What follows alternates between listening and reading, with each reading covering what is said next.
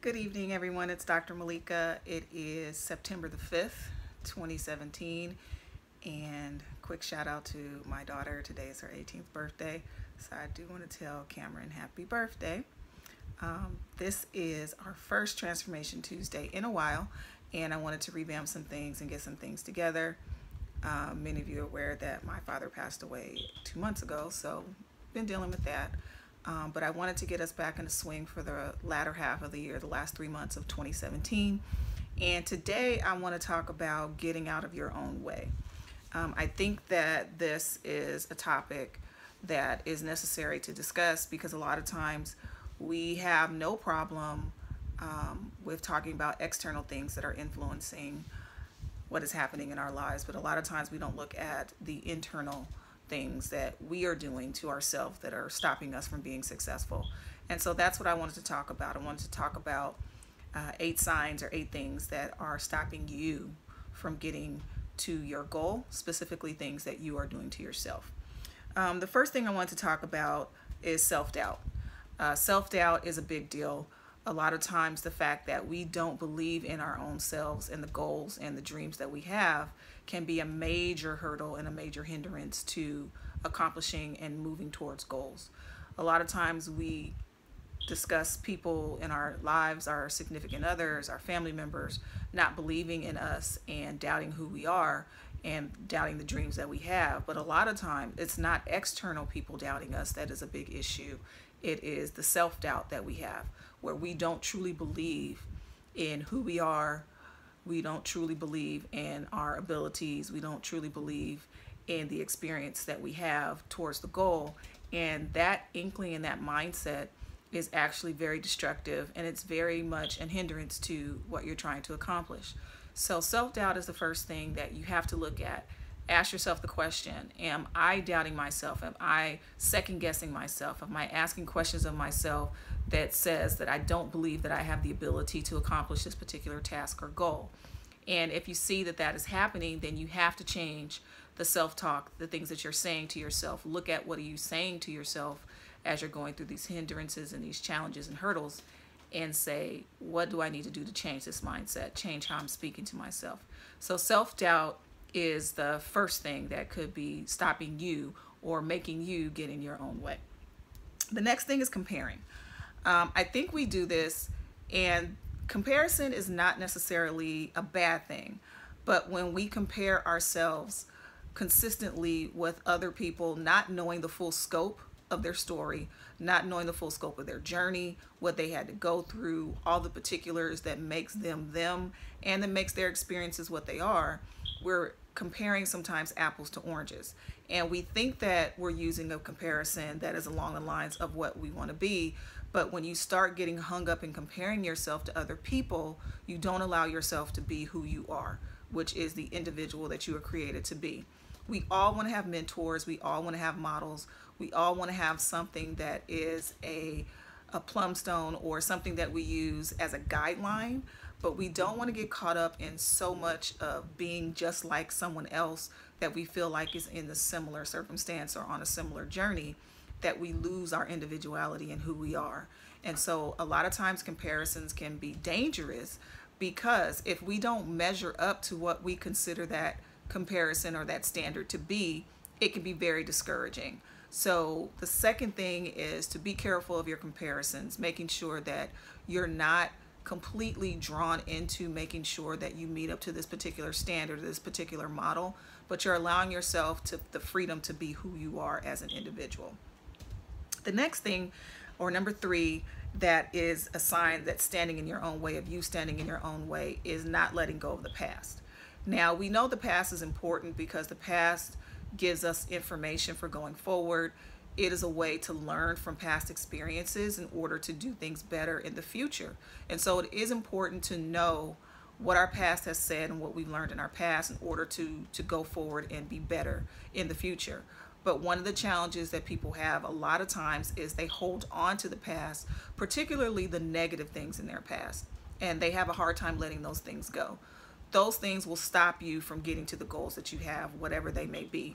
It can stop you from having successful relationships. It can stop you from achieving personal and professional goals. It can stop you from doing a lot of different things, and also stop you from seeing the progress and the growth that you've had in your life. So you want to make sure that the past is there only for education, but not for something to hold over you, not for something that is going to be, a weight to constantly throw in your face. You don't want to allow it to do that. So you want to put the past in perspective. Yes, this is something that happened. This is a way to dictate how I behaved in a particular situation so that I can analyze it and possibly do something different in the future if that wasn't a successful outcome that came from that behavior. But you don't want to allow the past to dictate who you are in the future. And you don't want to allow people's perception of who you were, the person you were in the past, to cloud who you are in the present and to cloud who you will be in the future. Because we're all growing and developing, and if you allow that past to color everything and allow people to hold you to who you were in the past, you'll never make progress going forward. Number 4 is a lack of self-respect. And this is a big one because you can tell by people's behavior that they don't respect themselves. And it's really important that you have a self-respect and a standard of how you carry yourself, how you deserve to be treated, how you will allow other people to treat you, and how you would treat yourself. If you don't respect yourself, it's evident to people around you. And because of that, they will feed off of the energy that you give out. A lot of times we feel like people are not respecting us, but do we respect ourselves? Do we carry ourselves in a manner to where we demand to be respected? And people will see that. If you demand respect, people will give you respect. And if they can't get with that, they will not deal with you. They will, take an exit out of your life, but they will not be able to stand against a person who demands to be respected. And that respect comes from within first. So if you're not respecting yourself, the way you carry yourself, the way you speak, the way you interact with other people, just showing that you are a person who deserves to be respected, you're important, you're a voice that deserves to be heard, your life matters. If you show that, then other people will have to respond accordingly. But you have to make sure that the respect is not something that you're expecting and demanding from people without expecting and demanding it from yourself. So self-respect is really important. This next one is perfectionism. And I can say this because I'm a person that still has challenges with expecting things to be perfect. And the reality is perfection is non-existent. No one does anything that it actually comes out with a perfect result. There's no machine that works perfectly. There's no expert that does everything 100% correctly. Even those who are skilled and at the top of their field will have times when they have errors and there will be mistakes. So perfectionism is something you have to let go of. Now, obviously, you want to strive for excellence.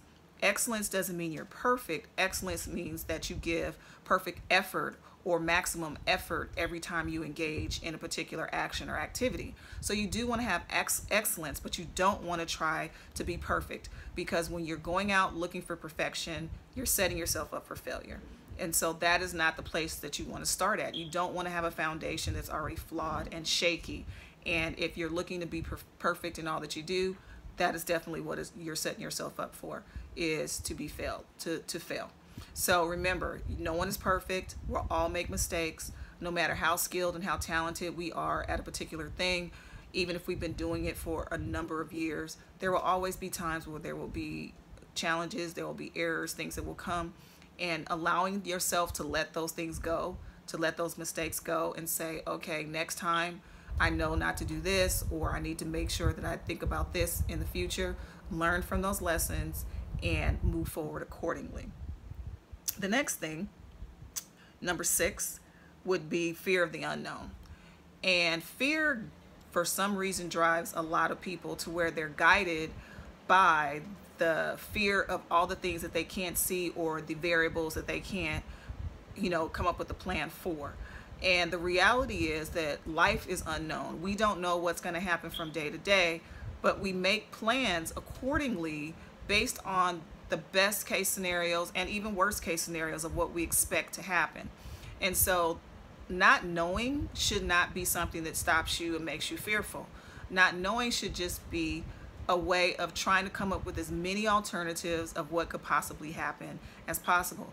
If we fear the unknown and we allow the unknown to stop us, we wouldn't wake up and get out the bed every day, because the reality is every day that we wake up, we don't know what is going to happen that day. We don't know what's going to occur when we step out the bed. We don't know what's going to occur when we leave our houses. But we still get up every day and do what our routines are. We still have a plan for what we're going to do.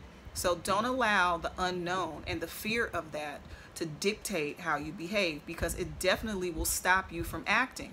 Because you can't think of what's going to happen, then you say, well, I don't want to do anything at all. That's the wrong mindset to have. Try to think of all scenarios, try to come up with solutions, try to come up with, answers for those particular scenarios that you come up with, but don't allow it to stop you from acting, because fear will paralyze you and it will stop you from taking action, and lack of action will not allow you to get to your goal. The next thing, number 7, is frustration.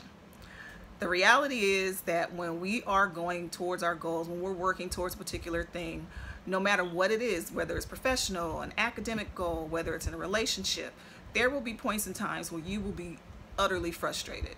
And frustration a lot of times overshadows and overclouds our ability to think rationally, and it will stop us from thinking things through, problem solving and reasoning, and then coming up with the action that should be, the result of what is going on. Frustration can be a very powerful thing. When people are frustrated, they a lot of times will say things that they would not normally say. They don't think about what's coming out of their mouth. They may have actions that would not necessarily be the thing that they would commonly do. And because of that, that can stop you from achieving a goal. It could stop people because you act in frustration from wanting to work with you. It could make people view you in a particular way. And because of that frustration, it could possibly make you quit. And we don't want to get to the point where we're just giving up and quitting just because we hit an obstacle or a challenging period in our life. So you have to be careful about frustration. Frustration is pure emotion, and acting on that emotion a lot of times takes out the higher level thinking of who we are, where we reason and we think and we problem solve and we do things that make us a human being, and we lose that and we start basically becoming servant to our basal emotions. The last one is fear of failure. Again, another fear, but this one specifically of not reaching your goal. I feel that failure is one of your best teachers. The reality is that when we fail, it tells us what we know for sure definitively will not work. And people, a lot of times, those who have that perfectionist issue, do not want to fail. They do not want to be seen as a failure, because they feel like the fact that I failed at this particular task or I failed at this particular relationships means that I am a failure. And so you have to look at it from a more humanistic perspective. Humanistic psychology says that there is good in every person, that you have potential, that you have purpose, and that the basis of who you are as a human being is a positive thing. Now, that doesn't mean that your actions cannot be negative, but the actions do not dictate the quality of who you are. So just because you fail in your actions doesn't mean that you're a failure. It means that particular thing that you attempted to do was not successful, so now you need to make an adjustment going forward. So we want to make sure that we don't allow being afraid of a particular thing not working stop us from engaging in what we desire to do, what we feel led to do, what we feel is our purpose and our calling on this earth. Don't let the fact that the divorce rate is 50% stop you from engaging in being married with the person you feel like is your soulmate, or the person that is called to be your mate. Because if we look at that, we have to look at the fact that yes, 50% in a divorce, but what about the 50% that don't? And so you have to look at it whether it's a glass half full or a glass half empty. So fear of failure is definitely one that will paralyze people and stop you from doing anything or taking action. And when there is no action, there will never be progress. So hopefully these 8 things gave you something to look at in yourself and to ask yourself whether or not this is something that you have challenges in your personal life when it comes to your progress and success. Let's go through them again. Number 1 was self-doubt. Number 2 was comparing yourself. Number 3 was holding on to the past. Number 4, lack of self-respect. Number 5, perfectionism. Number 6, fear of the unknown. Number 7 was frustration. And number 8 was fear of failure. So analyze yourself, examine yourself honestly and critically, and see if these are things that you are doing because if you are, you're getting in your own way and stopping yourself from being successful. Until next week, I hope that something that was said was very helpful. We want you to remember that September is Suicide Awareness Month, so remember that I will be posting things in relationship to being aware of suicide, in particular from a person who may be suffering from depression or not, or you could be dealing with a person that could be giving characteristics of a person who might be contemplating that, so that you can be a help and get them to resources that they need. So once again, you can follow me on social media, on Facebook, Instagram, and Twitter. It is at Dr. Malaika Speaks, and my website is malaikambrown.com. And I look forward to talking to you, and I hope you have a great rest of your week. God bless.